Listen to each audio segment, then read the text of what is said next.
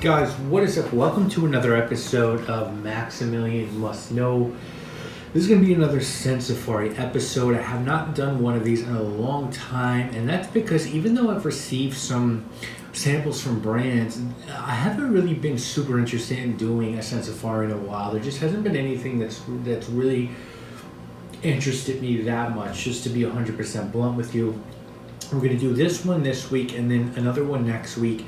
So there's a couple of things that have been out there that I found interesting, or I believe the hype, let's sort of say. And this one, I sort of was interested in the hype. This brand is called Fort Manle.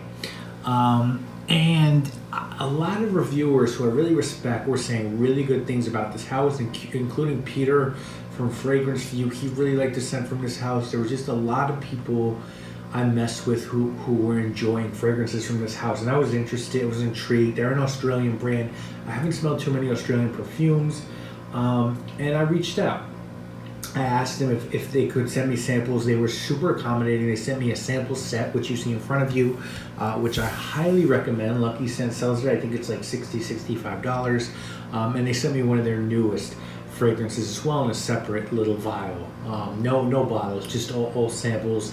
And I'm going to read you quickly the note about the brand from the brand, and it's quote, Fort Manle is a maison de parfum whose philosophy is to continually create individualistic, eclectic, and often eccentric handcrafted luxury perfume. Fort Manle is an independent artisanal perfume house which is founded and wholly owned by the perfumer himself. Founded by Rasai Fort, the house is an amalgamation of minds, ideas, and spirit. As a self-taught perfumer, Rasai continually reference and cultivate pop culture, history, and varied cultures, including their own rich Turkish heritage, by scouring the world for the finest raw materials, combining them with his inspirations, evoking the pomp and pageantry of the empires of old. This has resulted in the creation of luxurious compositions which combines the modern with the old world sensibilities. A note from the brand, end quote. If you're interested in the United States, Lucky Scent does stock this brand. I showed what a bottle looks like in the intro, and although I haven't had my hand physically on a bottle, the bottles look absolutely gorgeous. So this sample set's made up of 1, 2, 3, 4, 5, 6, 7, 8 fragrances. They sent me 1 more 9. I want to talk to you about the 4 that I really liked. I want to see, there was nothing I hated, but there were definitely fragrances that I felt were a little bit redundant in terms of things I've already smelled or owned. But I don't feel like anything here was a bad fragrance. I feel like everything here is really well made with quality. But I want to talk to you about the 4 that really stood out for me. And the first one is called Mr. Bajanakov's Purple Hat. And it's $245 for 50 ml. It's eau de parfum. I think these are all eau de parfum. And the notes on this one are lavender, oud, vanilla, chocolate, vetiver, gaiac, and cedar. This was meant to sort of evoke the feeling of Russian illusionists from 100, 200 years ago. And this is a stunning, absolutely stunning fragrance. It's one of the best oud fragrances I've ever smelled, to be perfectly honest with you guys. The mix of lavender and funky oud, and I do get a funky oud here. It's not super funky, it's not barnyard, it's not fecal, but it's actually a little bit funky. And barnyard with the lavender and the chocolate and the vanilla is just absolutely fantastic. This is one of my favorite fragrances I've smelled in years, I would say, and it's gone on the list to get a bottle of and do a full review. You know, I haven't really bought anything in a while. You guys know I'm spending all my money now on perfume and materials, but this is just so good. That mix of lavender and oud and chocolate. And I don't mean bright, fresh lavender. I mean like dark, like almost like a lavender absolute, with very, like a lot of coumarin just the dark, sweet, syrupy lavender and chocolate, dark chocolate and oud is just, this is a special scent, man.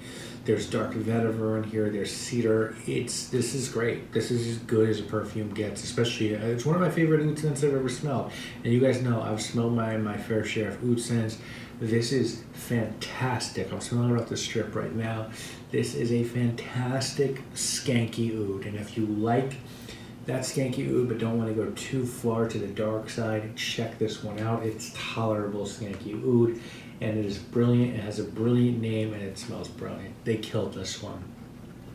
The next one is called Maduro, and this is sort of inspired, I believe, by a ship that was transporting cigars from Cuba, I believe Cohibas, and the ship sunk.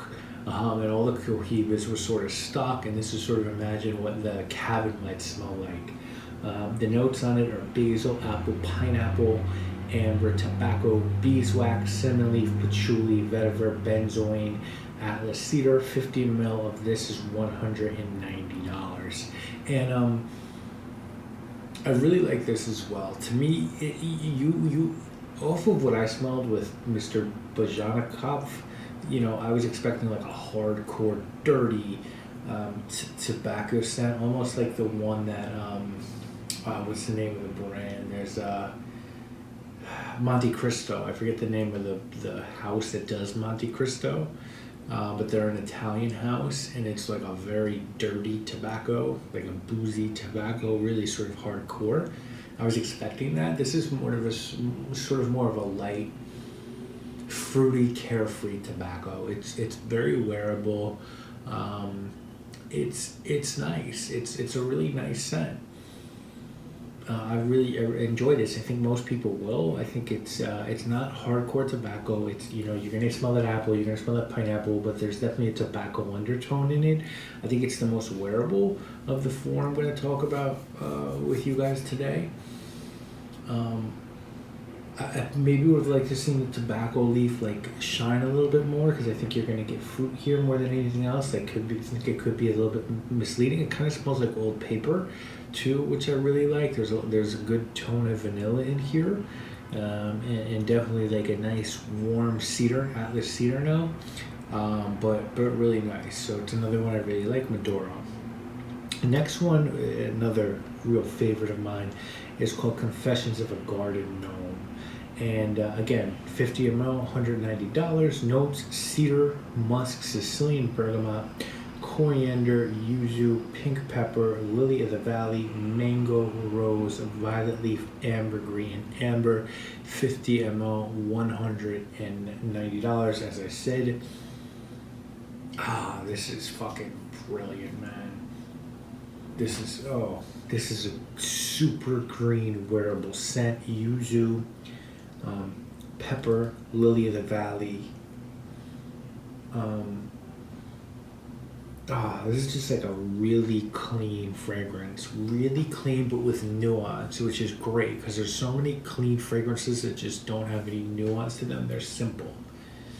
And this has a lot going on. And it does. It smells like what a garden gnome that was sitting in a garden for years might smell like. It's green, it's wonderful, it's lush, it's 3D. It smells like very full on. I could picture this just being great spring, summertime fragrance. It's great. The contrast between this and Mr. Bajnikov, so different, but the quality is there in both of them, and they're so beautifully wearable, both of them. So, oh, by the way, Mask Milano was the fragrance I was thinking about. Monte Cristo Mask Milano when I was talking about Maduro. And then the last one I want to talk to you guys about is called Charlatan. And the notes on this guy are going to be pear, chocolate, peridor, truffle, rose, jasmine, osmanthus, vanilla bean, amber. Again, 50 ml, $190. Now, when you're thinking about chocolate, rose, and truffle, what do you think about immediately? I'll sit. Yeah, Noir de Noir. And that's immediately what I thought when I sprayed this one on. It's really different than Noir de Noir. I don't know if it's better or worse. I think Noir de Noir is a classic fragrance. I don't own it because I like a fragrance called Rouge Avignon by Phaidon better than Noir de Noir. I think they're both great. I could wear either and be happy. I just like Rouge Avignon a little bit more. The introduction of pear here takes what happened in Noir de Noir, or takes the formula of Noir de Noir, and adds this crisp, almost like orchard fruit note to it, right? It lightens it up a little bit. It makes it a little more playful than like hardcore sexy fragrance. It gives it a little bit more of a springtime feel, and it's beautiful. And then you also have jasmine and osmanthus, which makes it a little bit more floral. This is more floral, fruity, more playful than Noir de Noir, which is just very sort of hardcore, romantic, sort of intoxicating fragrance. This has that, but this also has a little bit of a light vibe to it. I think this is a great springtime perfume. And again, the perfumer here just nailed it. That's the theme here. These are fragrances that are all just perfectly blended. There are nice naturals employed here. With synthetics. These are well blended. These are quality perfumes with purpose.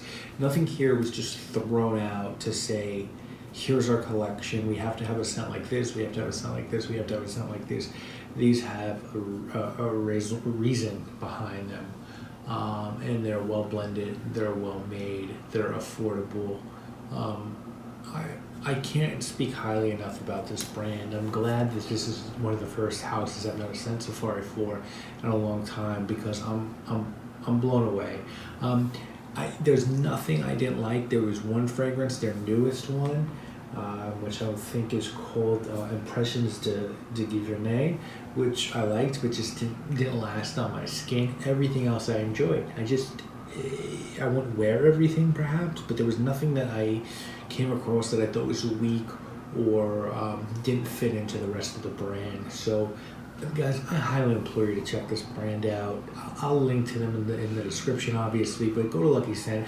This sample set, which is a lot to explore, is like $60-65, and it's so worth the money. I guarantee you'll find something you'll fall in love with. I have no reason to hype these guys whatsoever.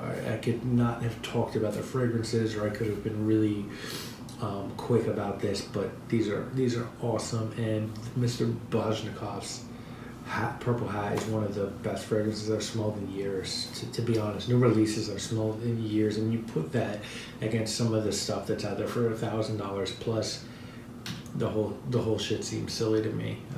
This is as good as a perfume gets, and it's under $300. It's still pricey, but to me, it's very much worth the money. It's original, it's high quality, and the presentation looks stunning. So that's my opinion. I will link to the house in the description, and I will see you guys real soon with another video, guys. Obviously, my name is Maximilian. I must know. Thank you all so much for watching.